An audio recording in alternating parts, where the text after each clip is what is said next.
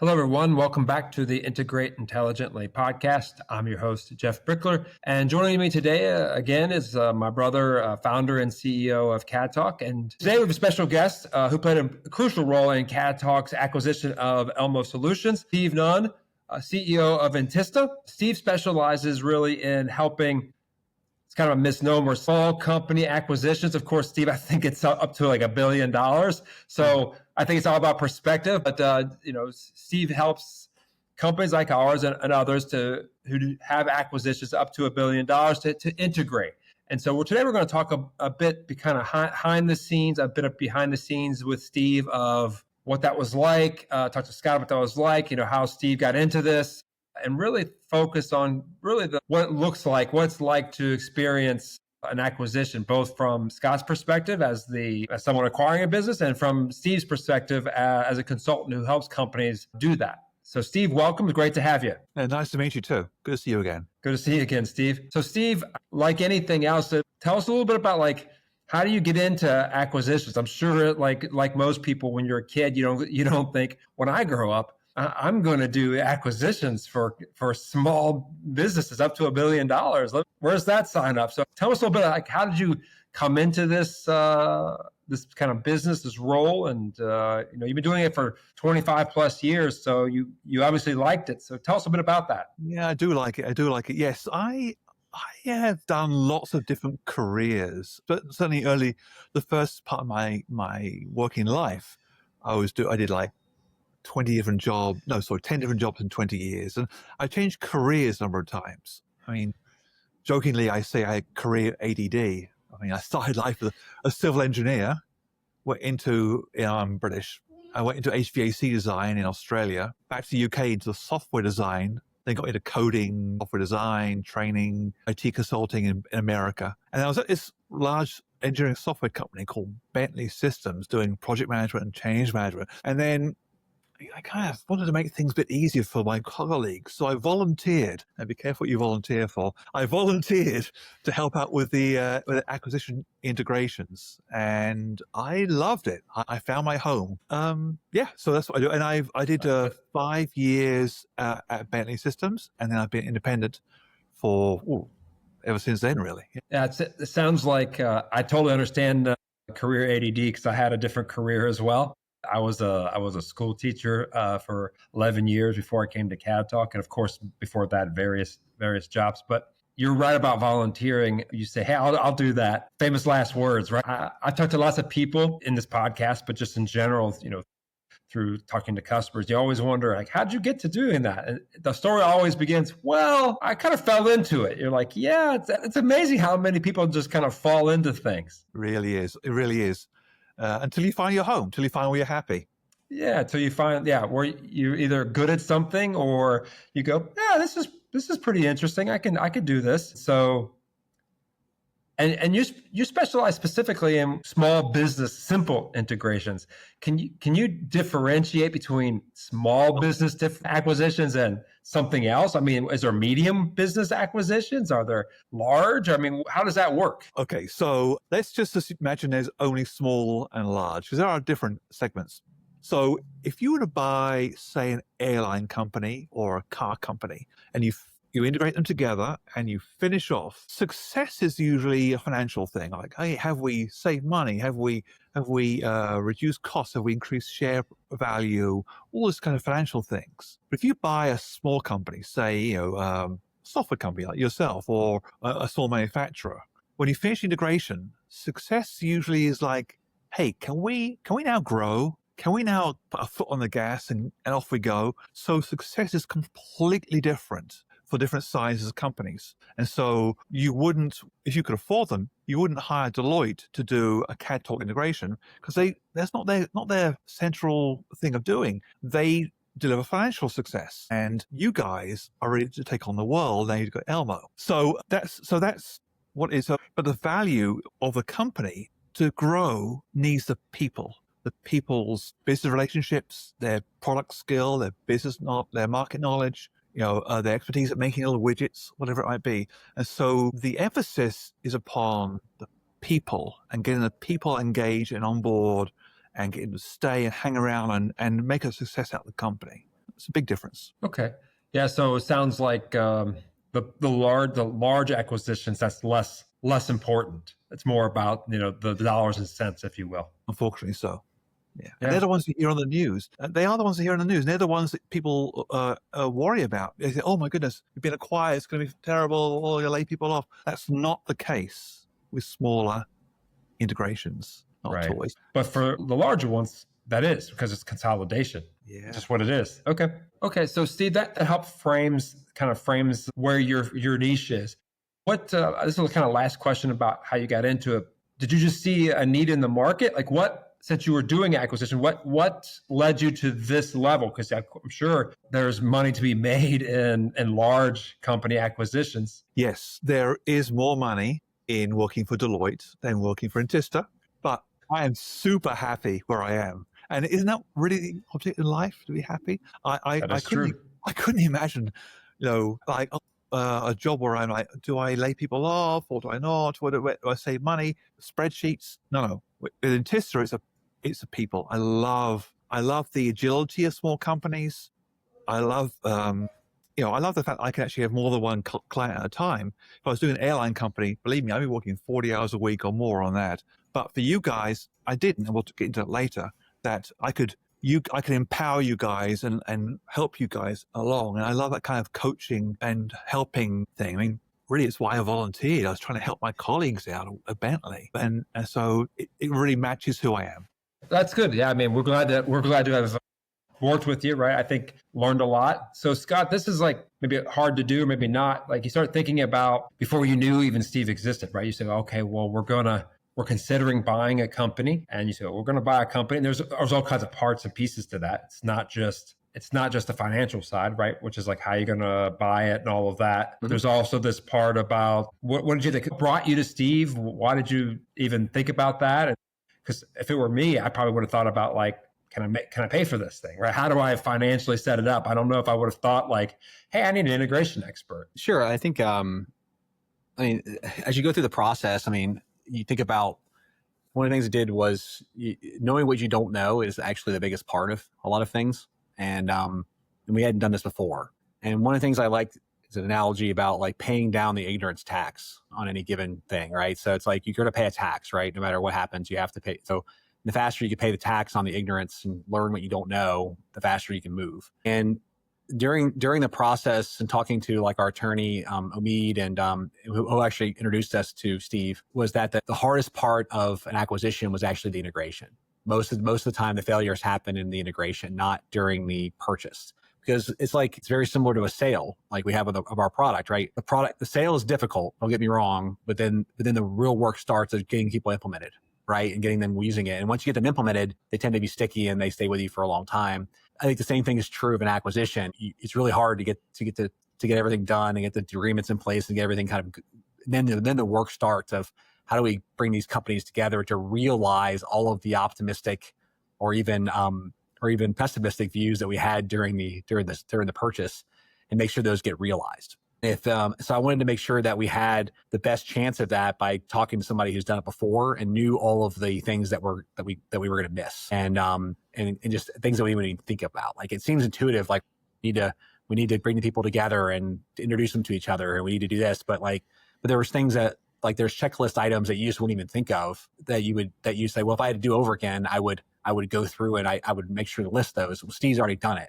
So he has huge amounts of checklists and says, did you think about this? And sometimes it would apply, sometimes it wouldn't. But chances are there's probably at least a bunch of those things you never even thought of. And by being able to essentially be able to buy that experience as opposed to trying to wing it on your own. Yeah. Yeah, it makes it much easier to have a Sherpa than to not. Yeah, so Steve's a Sherpa of sorts. So Steve, like Scott mentioned that like when he's going through the process of purchasing, at what point do you start to get involved, right? Like because you're in it by integration. Integration can't happen until a deal is made, right? So just like if I think about it from a sales perspective of selling our software, well, we can't implement a customer until they buy, right? You do that after, but there's all kinds of things you can do in preparation for that when that happens. So can you talk a little bit about like what does that look like when you met Scott and you talked about the Elmo acquisition and what is involved in your role in that?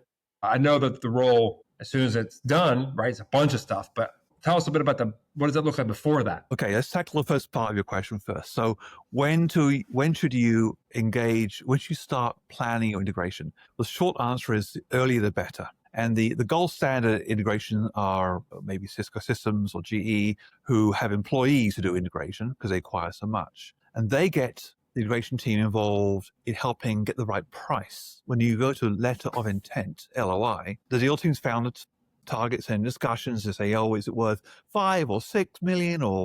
And then they'll say to the integration team, hey, what do you think is going to be the problems here? And they'll help say, well, this is going to work well, this is not going to work well, and they help give the deal team a better idea on pricing. But when you're handling external people, the rule of thumb is when due diligence has begun, so you agree to price, and then you go through the checking process, make sure everything's okay, that's when you bring the integration team in. And so the reason why is a lot of the most important work with integration is perhaps getting ready for the announcement for day one, so that you set things off the right way and you get people who've been acquired who are a bit shocked to being acquired perhaps, and they're like, oh, okay, everything's going to be great. I understand what's going on. And that to get that point, it takes a lot of preparation. So a lot of work goes into before you announce, and you take the risk. It may not work out. But that's when you should do that. The second part is you asked about Elmo, right? Elmo, when I was offered at Elmo, I was really happy. I mean, I've worked in engineering, I work in the tech industry. It was like, yay, this is great. Yeah, here we go.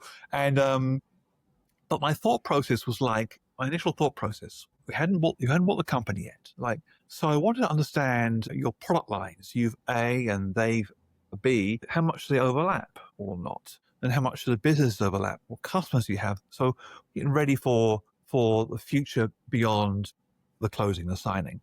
But I was wary, you're buying a Canadian company and you're, of course, an American company. If you were to generalize all the Canadian companies in one, and I don't like to generalize really, but you've just, as a rule of thumb, there is a wariness of Canadian companies that they get bought and swallowed up and opportunity missed when American companies buy them. So I was wary of an American company buying a Canadian company. I've done, you're the third or fourth one I've done now. And then another layer was the language barrier. This is a Quebec-based company. There's a different language. I was wary about that. That's what I was thinking about. And then we can talk about things I expected to find. I thought I'd find old computers, not new ones. The marketing, the web, there's a lot of information in public you can look at to try and get an idea, get little clues. I looked at the different websites, thought they market in different ways, maybe sell different ways. With Canadian companies, you're not allowed to know who the employees are until you've bought the company. So you've got to look for clues without breaking any rules, really. So, yeah. That's how I started off. Yeah, that makes sense. I mean, I know that when Scott told me, I thought, oh, well, it's going to be there's going to be all these things that are different, right? Because they're Canadians and that they're French Canadians. I knew culturally there would be things that were different. So it was good to have you on board to help us navigate that, because there would be things we didn't think of. Steve, you always talk about like focusing on the people. What does that look like once the deal goes through? Like, what does that mean, focusing on the people? So as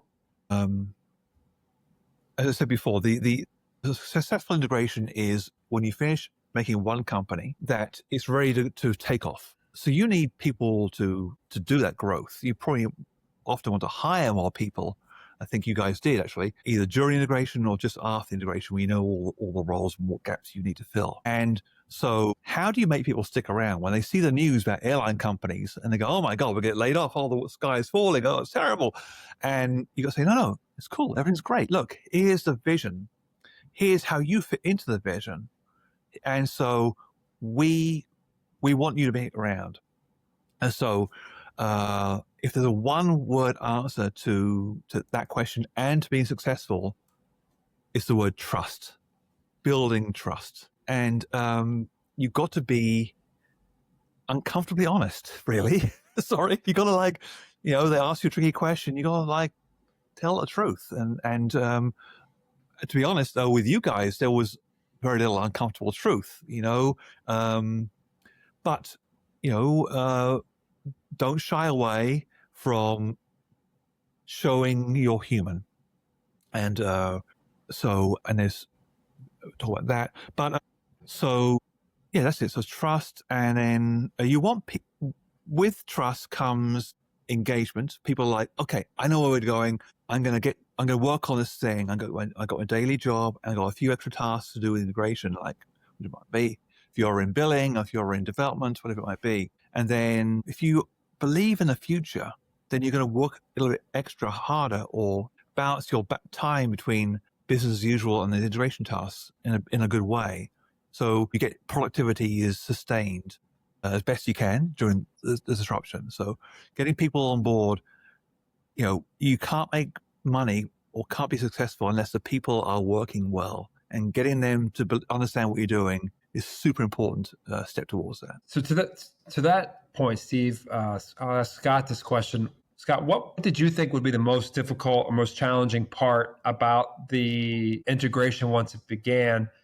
And was it that? Yeah, I mean, it was kind of hard. I think the cultural differences were probably the thing I was predicting to be the biggest issue. And there are differences. I mean, it really wasn't, but from a core, I ended up not being as bad because philosophically, everybody who came over believed in a lot of the same things at a core level. So there was a lot more that was the same than that was different, right? So the things that were different are like how we handle vacation, because there's laws that are different in Canada about vacation than there is in the United States. And we're still working through things like that. Like there's different holidays and there's all the kind of machinery of how you do the everyday HR type of stuff. We had to kind of standardize on like how people get compensated. And so all these little things that are necessary to make the machine move, you have to decide on those things, because you essentially have two versions of everything. And then some things will coincide, some things won't. And then you have to decide which version you want to move forward with. And there was a lot of deciding that had to happen. And then a lot of explaining why you were deciding one way or the other.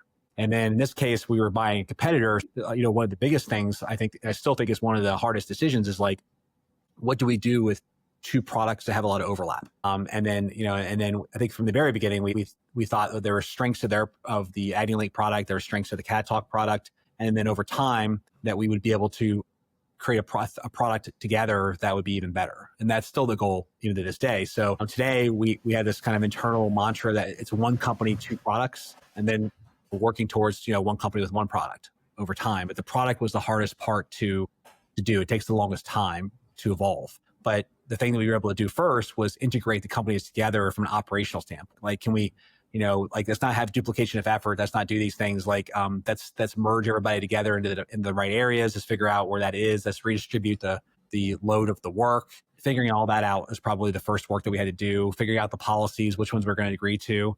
And then now everybody's kind of operating and running the business. Then we can decide okay, here's the roadmap to bring these products together over time. Yeah. So I thought the product was going to be the hardest decision. It actually was pretty easy. It was actually all the, how do we, who goes where, what are they going to do, how their job is going to change, what do they want to do? Is what they want to do align with what we need them to do? All of those types of decisions had to be made. And so it was a lot of conversations, like Steve said, a lot of being, uncomfortable conversations or authentic conversations about I know you want to do this, but we really need to do this for a little while until we can move you to this next thing, and those types of things, because it's a lot of compromises.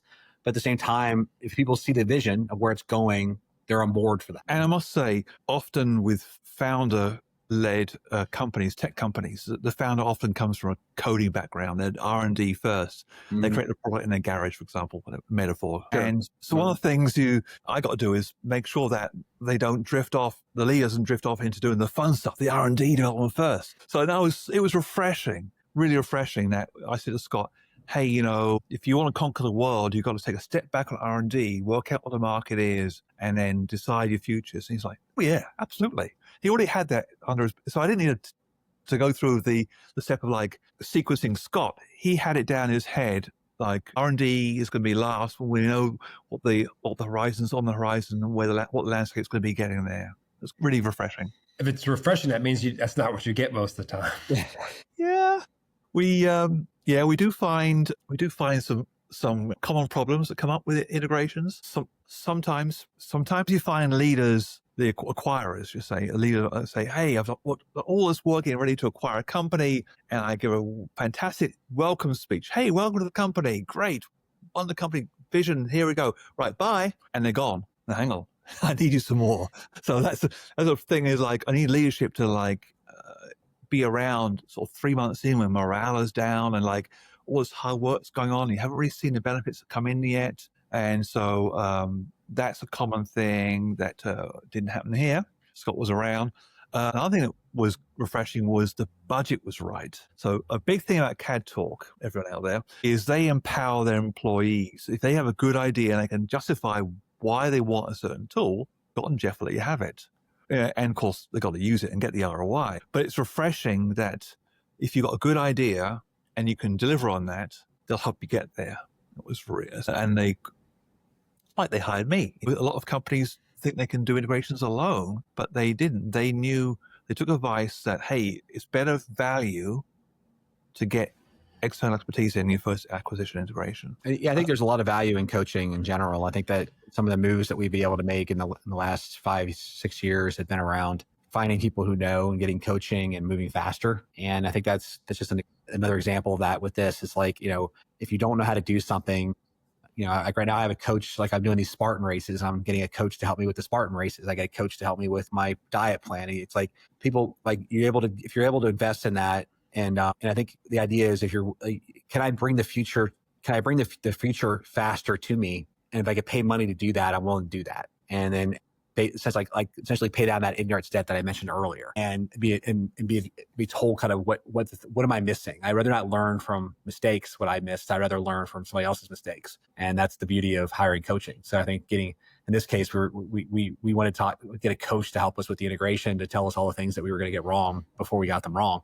And that worked out really well. Because you don't really, the thing that's interesting is you don't get to live twice, right? You don't get to try it one way, see how it worked, and then try it another way, and then compare it. You have to make a decision about that. That's like life, right? So when you're thinking about, okay, what's going to increase the likelihood of a successful acquisition? Well, if it integrates together, everybody stays here who came from the other company, and we are able to get the ROI and get the benefits that we were hoping to get out of this purchase. And what's the highest likelihood of that happening is knowing where things go wrong.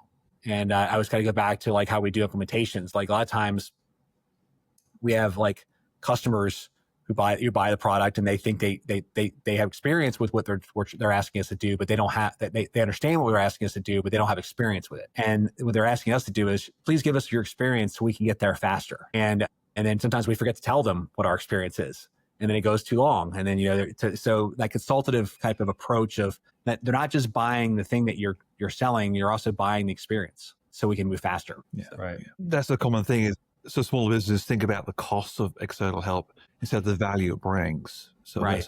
Yeah. I mean, common thing, right? I mean, I think it's easy to focus on the cost versus the value.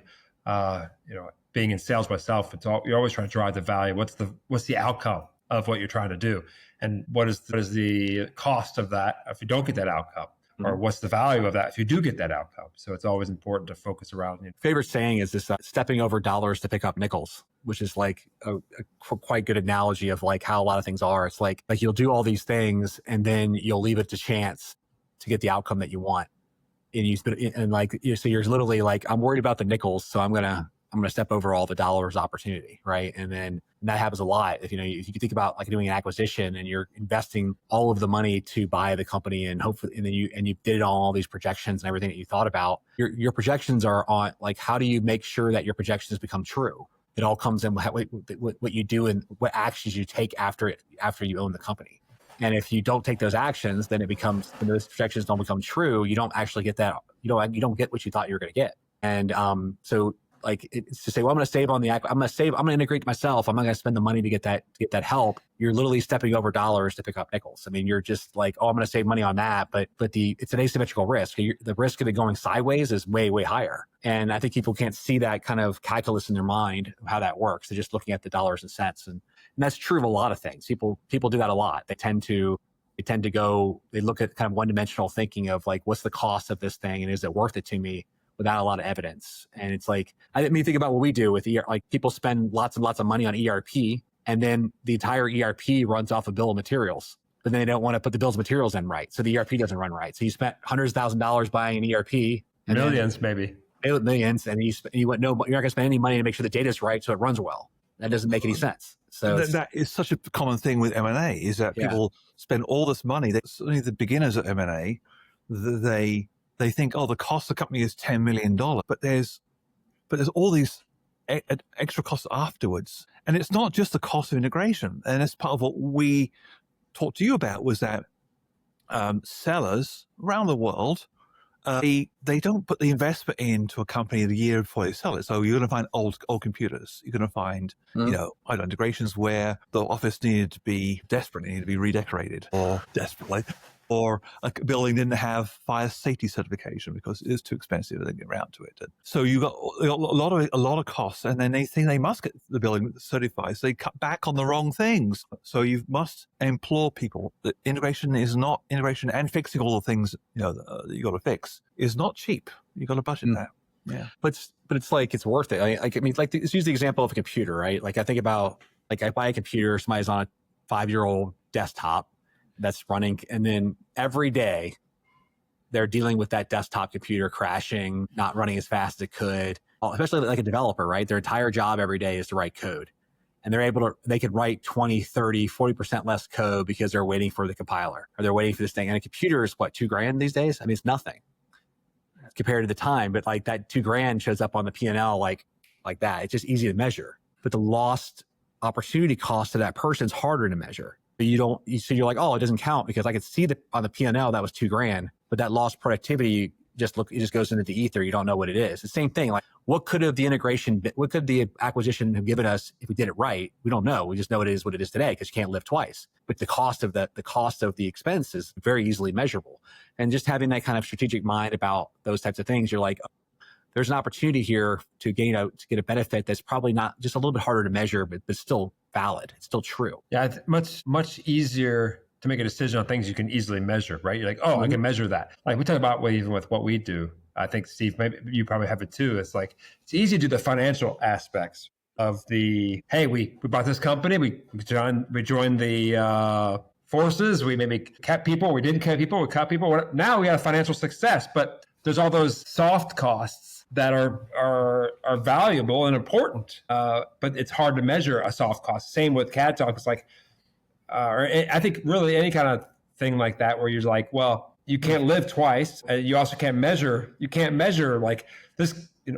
This guy was going to leave the company. He's very valuable in terms of his knowledge, his skill. He was going to leave the company because he was whatever, but now he's going to stay. But you don't know that, right? Or you can't measure that. What's that impact? And so it's just Scott's point. It's like much easier to see whatever the hard expense is, right? You spent this money on a computer, or you spent this much on software.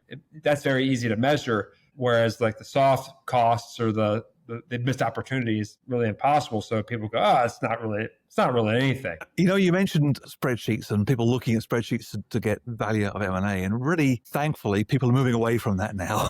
Thank you. You talked about culture straight away. And it's finally getting a recognition that this is one of the important areas that you should focus upon besides finances. But also we're seeing that companies are realizing success comes from the integration, from the business operations, and not the financial engineering that we used to have. In fact, I was reading a paper from PwC this morning about how little influence financial engineering has now on M&A. It's mostly about business and hence the people. So although operations is really the right direction, there's the bit we're talking about now, which is integration, which comes before operations. Like, hey, stick around. It's going to be great. Here's where you are in the future, our future, and become a part of it. And then once you've got everybody integrated, then you can improve the business operations afterwards. So the trend we're seeing is that people are recognizing that improving the business is important, but also there's still a gap for integration between the closing and before operations really kicks in as well. So, yeah. We're also seeing a lot of companies unable to find the perfect company to buy. That's and so they're going to have to buy pretty good, not perfect companies. And that, again, needs you to be better at integration and operations afterwards. That's a good trend there. Yeah. Yeah. I think that's a great point, Steve. I think that like in our case, we were buying, kind of a competitor that we hadn't run into a lot in the market. We were in like we were competing, but in different spaces. It was a nice, hand in glove fit pretty well that way. But I think if you think about a risk scenario, would be that most people, when you want to buy a company, typically a lot of like, you think about PE firms, they want to buy companies at a certain size, because once companies hit a certain size of revenue or a certain size of people, the risk ratios work out better around if things go wrong, because you can absorb a certain amount of those things. So a lot of ways, even at our size, people don't always want to buy, because it's like the risk, like the risk is higher, because like smaller company is harder to buy. And then there's like, you think about it, you buy a small company, there's a handful of people and one of them leave, that's a big change. That's a big thing, right? And so that's the risk. In our case, it was, we were buying a smaller company and it carried a little bit more risk. Since we weren't doing a financial buy like a PE firm would do, we were able to do a strategic buy of saying, okay, this works really well with our business and we think we can make this work. We were able to look at the number and look at everything more objectively and say, okay, yeah, there's a strategic thing here that we can make work. Whereas like a PE firm would have came in and probably discounted or it's not even been interested, because it would have been difficult to make all the numbers work on its own. So Steve, do acquisitions, like, is there a trend in terms of like highs and lows? Do you see any sales, whatever you're selling, you have certain times of year are better than others, right? There's a reason why retailers like Black Friday and Christmas time, right? There's a reason. So is there like a buying season or an acquisition season, or do there ebbs and flows? How does that work? We find smaller businesses try and the seller's tax position is a consideration in smaller businesses. So the seller will say, hey, I want you to close a business in this tax year, not this one, because of whatever reasons their accountant says. So we do find that smaller ones have got an eye on the calendar much more. As you get bigger, there isn't really a season with the biggest. Well, if you try and take over an industry as a large industry, like I was in building materials industry in one integration, and it was one competitor buying another competitor. You had to wait for federal approval, and got the approval, and then off you go. So there's a lot of start, stop, especially. I think you found that too, actually, with small businesses. But there isn't really a schedule for the bigger the company gets. No, not a time of the year. No. Okay. So I guess, Scott, now that you've done one, like, what's your feedback? You're like, yeah, let me go sign up for another one, or is there like, what do you think about that? I mean, how would you evaluate that experience, other than it was learning, right? Steve was important and part of that. It was a good guide and learning. What would your kind of feedback be? I think that I think it's one of the best learning experiences we ever had. I think that not just from just learning how to do acquisitions, but learning about business, in general. I think that one of the things you learn, you deal with a seller who's, and you understand their psychology, and then you understand your psychology and the things that you worry about. And then it exposes a lot of things to you that you like. How do you describe this better? It's like the buying process will expose all your little weaknesses, like, and all the things that you worry about, and all, like, it really exposes all that. It really brings to the surface, because you have to work through them, and you have to figure out what's important to you and what's not important to you. And I also think that I would do it again, but I think the thing that I would do is I wouldn't try to do a bunch of them at the same time or do them back to back to back. That would be, I think there's a lot of care that goes into it, and to the integration part of it, and getting stabilized again. Because I think you could really hurt yourself by trying to go back to back to back, and just have the destabilization of it could cause you to almost implode. Like, I can see where companies have that problem. They get acquisition hungry and they just go buy, and then they never stabilize, and then it just kind of deteriorates. Whereas you want to have a kind of a stage of like, we know who we are again. We did this kind of, it's almost like you broke a bone and you want it to heal again. And then you can go out and you can start doing, OCR races or whatever it is that you do again. And then you're like, okay, I'm back to doing what I was doing. But yeah, I think that's the only, I think it's a lot more work than you ever would have thought. Like just like anything, to do something right is so much more work to do it properly than you actually think. But it's worth it. But I wouldn't do it like on a whim, especially the imagination. Oh God, no. Yeah. But the smaller the company, or smaller the acquired business, certainly, the more gentle you got to be with changes. Mm-hmm. So except for the good stuff, if you say, hey, we're going to decorate your office, or hey, we're going to improve your travel expenses, and hey, bring it quickly. But really, like you say, I like that metaphor of, a healing. Kind of work out who we are now that we are now a North American company, not an American company. And in fact, so who are we? And then we can, plan our next thing carefully. Yeah. Mm-hmm. I did actually appreciate that CADTALK went through lessons learned. So at the end of the integration, they said they had a session where we went back and looked at what went right, what went wrong, and how can we improve things, and let's archive always important information for the next time if we do it again, or you do it again. And that was refreshing too, that CADTALK did the whole integration life cycle, including the lessons learned near the end. Yeah, that's very good. Yeah. Yeah, I think it goes back to our value, which is essentially continuous improvement value, which is what we call relentless reinvention, is that we just want to know how to do it better. We want to figure out a better way to do it every time, and learn from that. So we're not learning the same lesson over and over again. Really trying to, like I said, paying down the ignorance tax and figuring out like how to, and then document that. Because I think one of the things that people forget is they forget why they make decisions. And then they end up making the decision again, right? So it's like, or they stick with the decision because they don't remember why they made it. And is the criteria the same as it was when I made it the first time?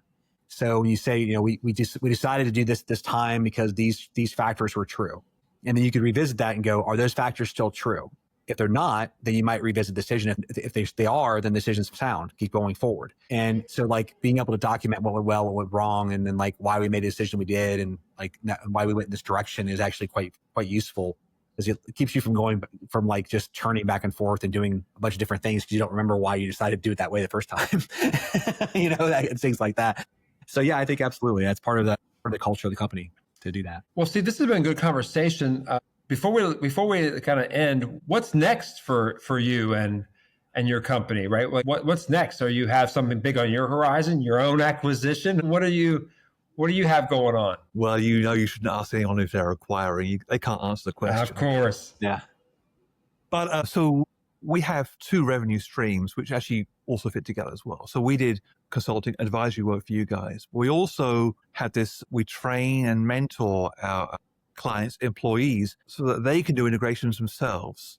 And so we have the designation, the Certified Acquisition Integration Managers, the AIM or CAIM program. And we train our clients' employees how to become certified integration managers. But it's not just the training and say, good luck, we're going now, because there's still a learning curve to go through.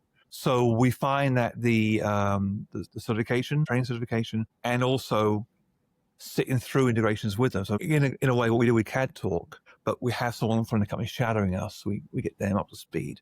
We'll do a couple with us leading, and then we'll have them lead and we'll support them. So we're growing competencies. Now, people say, hey, aren't you just making competitors for yourself? Well, there's so much need for us. I estimate there's probably 1,000 companies a year that need help with integration. So there are 40,000 acquisition decisions per year in the USA alone. Many of them are too small and don't need help. Many are too big and you can get Deloitte. But then there's some know what they're doing, and a lot need help. So to answer your question, networking, getting out there, showing people what we do, getting people successful. So they'll say, hey, I know a guy with a funny accent, this guy called Steve. You should talk to him. And he'll get you up to speed. That and partnerships. We're a partner with the Alliance of M&A Advisors, the AMAA, and we've got other discussions in other countries going on too. Confidential, of course. So that's where we are. We're growing the brand and growing awareness. It's good. Excellent. Well, Steve, where can if people are listening to this and they're interested in an acquisition or learning more, where would they find you? So our company is called Intista. That's taking the words integration, INT, and fashionista, Intista. So it's INT, ISTA.com. And so we're there, and we got people around the world who can help you out. That's great, Steve. That's I know it's been a huge help for us finishing that acquisition and the integration. So a huge shout out to you, Steve, for guiding us along the way.